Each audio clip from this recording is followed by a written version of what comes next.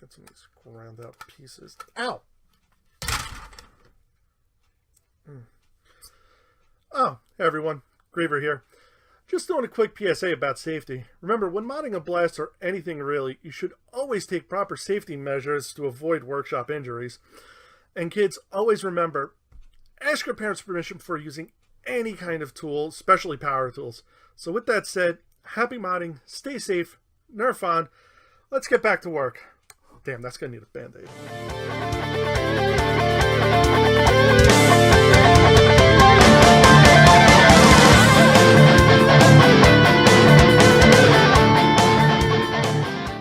What's up, YouTube? Griever here, and in this episode of Back to Basics, we're going to be doing a bit more of a, I guess you can say, in-depth paint tutorial. The last one we did when I had painted the Kronos, we just basically did a basic blue on it with a charcoal gray vinyl dye underneath it, never clear coated it. It still came out two-toned because I didn't want to paint everything that I had painted because I wanted the slide mech to work good. That was more of a functional choice. This episode, it's all going to be cosmetic choices. And I'm going to be taking this hammer shot and making it into a Griever hammer shot, which is basically a hammer shot with my paint colors on it, which is purple, gray, and red. Now, I would like to just first make a small disclaimer. I've already done all of the painting segments and disassembly and all that stuff. I did it a couple of weeks ago because there were issues with filming and blah blah blah, and long story short, but I did lose the footage of me actually disassembling this, so I do apologize for that. I literally stripped this thing down to everything, but what I do have is I still have all of the paints that I chose, how I broke it down, why I paint, what I do, how I do it, and we also will be doing a clear coat, so you'll see the differences between of what the paint job looks like pre-clear coat and then post-clear coat, and it is going to be a gloss one. So let's just go to those segments, and I will be back at the end of that to show you the final results. Okay, so this looks a lot different than what you were probably just looking at, but as we can see here, these are the paints I'm going to be using for the hammer shot itself. I've already done a little bit of prep work in regards to the sanding of it. Took off the logos here and also the warning stuff there.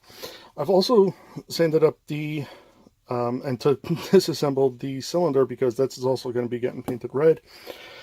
The wraps here and here are going to be red.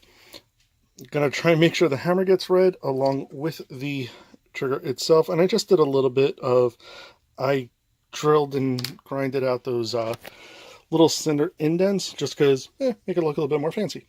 So I'm gonna start with a vinyl dye red to do the wrap, since usually those are since it's the grip and it's going to have the most wear and tear on it, I want to make sure I have a good solid base for those. I'm also going to be doing the vinyl dye red on here, on the trigger, I'm sorry, on the hammer and on the trigger as well, just to kind of give it a bit more, again, protection on it. Usually stuff you put vinyl dye on, you don't technically have to clear coat, because these I'm not going to clear coat because since these are major moving parts, I don't want a whole lot of bulk on them.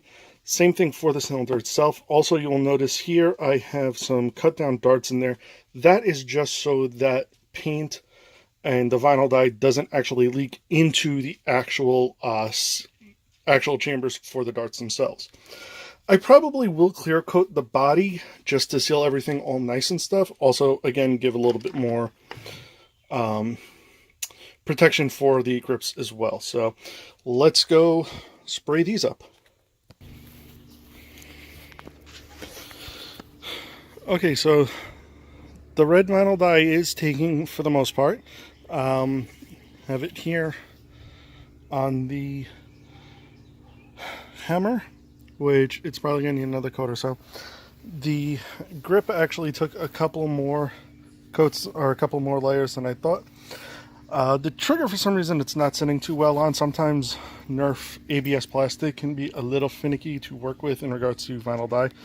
Sometimes it takes totally fine, as you can see down here. Other times it sometimes gives you issues like up there. Usually a good solution is to obviously sand your parts. Even though vinyl dye can go over whatever, it's still technically a spray paint, so you still have to treat it as such sometimes. But I'm going to let this sit out in the sun for a little bit longer. Make sure that the red definitely takes, because I'm going to tape that off, and then the rest of this is going to be the dark gray, the charcoal vinyl dye. And then once that cures, I'll tape it off for what I'm going to actually put the silver, the purple on for this. So and also once these set and I figure out how to fix that, I'll flip this over, do the other side of the trigger, do the rest of the hammer here, because you can see here, this is the unvinyl dyed side, this is the vinyl dyed side. So, and of course the rail piece, and that's basically done. So hopefully I'll give this another maybe 5-10 minutes, and then I'll check out and see how it goes. Okay, so the gray primer came out really good. All the other pieces are clear coated, and well, again, except for the cylinder, and also the trigger's still drying. But this is what is going to be purple.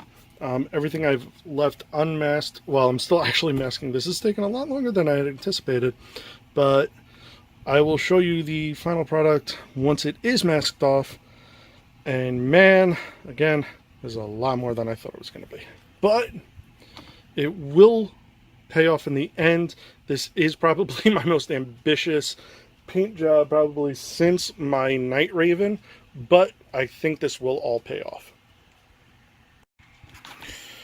Okay, so painting one side is finally done.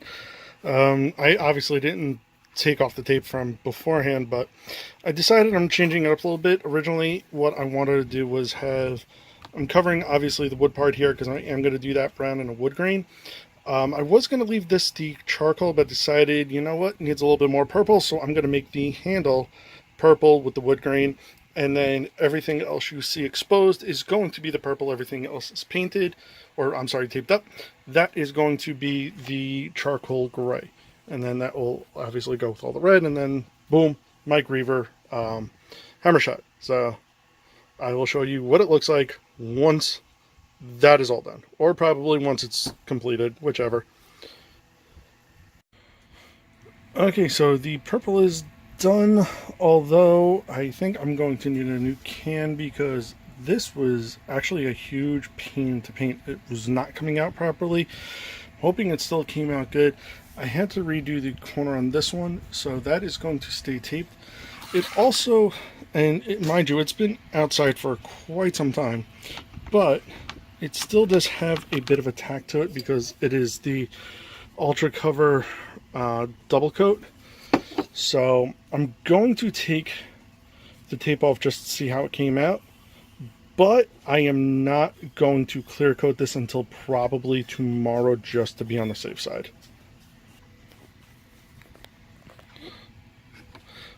Okay, so far I am really proud of how this actually came out.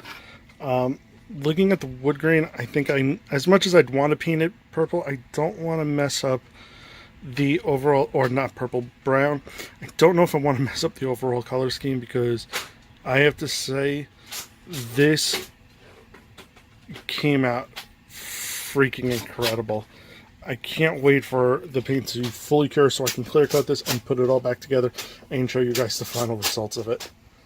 Okay, so here is the final product of the Griever hammer shot. Now, you can actually see here with the gray, the clear coat actually darkened the charcoal gray, it was honestly a little unexpected, but I have to say it actually did work out really nicely, because I actually do have a very tiny Griever figurine I got from eBay that's from Japan, and it actually is a much darker gray, so this actually does work out very well with it.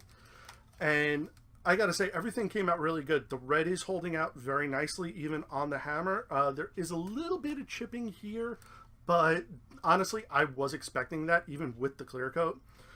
The cylinder I did not clear coat, which is why it's still kind of a little bit of a matte, because I really didn't want anything interfering with the functionality of it. And everything else, I have to say, came out really well. Trigger works perfectly. Hammer works fine. And even with the cylinder, you can see that thanks to those cut down darts, it came out really nice. There's a little bit of orange that you can kind of see through, but it blends really well with the red, so it's fine. And also, because I had those darts in there, the cylinder is still 100% functional, and it works like a charm. So I also added my Griever charm onto here because honestly, it just fits it so much better now on this.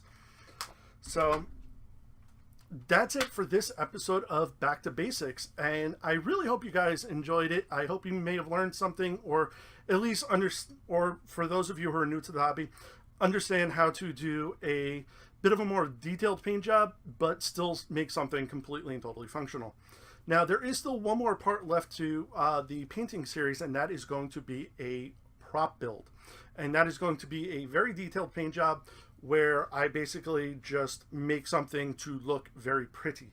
That is going to be non-functional.